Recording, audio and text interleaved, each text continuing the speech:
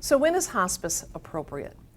Well, we have to have a life-limiting illness, and Medicare actually has that at a 6-month prognosis.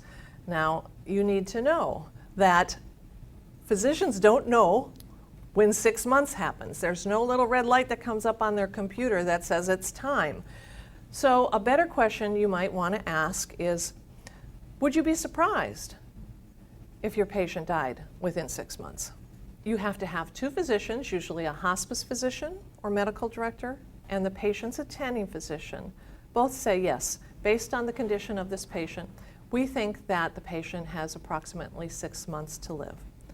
And then most importantly, the patient and family have to be ready to not want to continue to pursue a more curative treatment, but have that quality of life and through good symptom management and care. What kinds of diagnoses do we provide care for? Well, just about every cancer that you can see. And actually with cancer, we're a little bit better at making prognosis on this. There tends to be a certain decline at a certain point that's a little bit more predictable than in other diseases. But as I said, more and more people are dying from non-oncological diagnoses, such as end-stage cardiac, pulmonary, Alzheimer's disease, renal disease, liver disease, stroke, both acute and chronic strokes, Lou Gehrig's disease, and debility unspecified, which really means that you're having multiple systems that are failing, usually as a result of old age.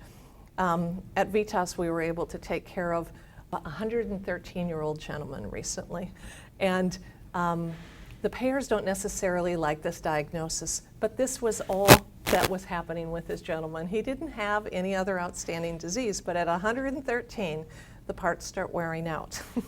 And that was an appropriate diagnosis for him.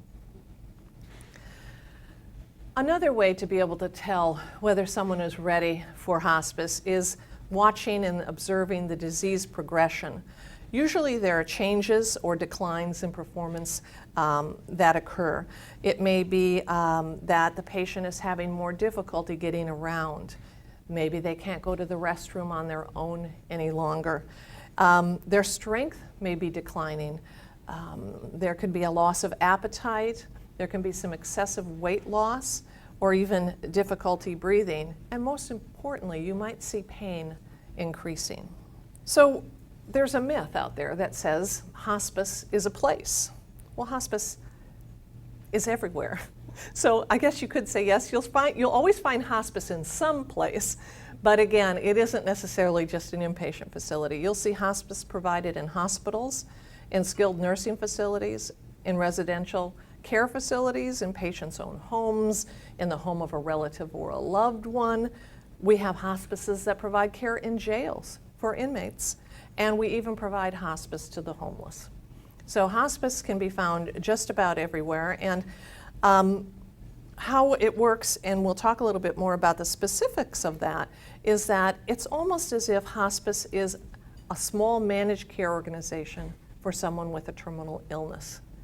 In other words, we coordinate the care regardless of what setting they're in, and they may move in and out of these settings as necessary for the palliation of their healthcare needs. So what are some of the physical symptoms that we might see?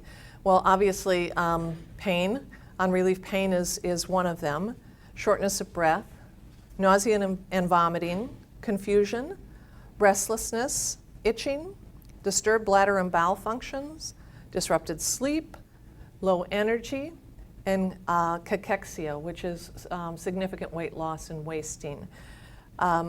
What you need to know about hospice is you'll see our nurse and our physician get involved very heavily at the beginning of a referral to hospice care, because these things have to be managed or we will never be able to get on to the psychosocial issues that the patient may need to resolve.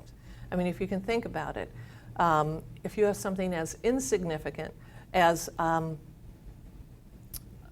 sore wisdom tooth or a root canal, it's very hard for you to continue to deal with the other issues in your life. We'll put significant pain or any of these other symptoms that we talked about into full force, And that is all that anyone can deal with. They don't have the energy for anything more. So we get very involved in working at managing these symptoms.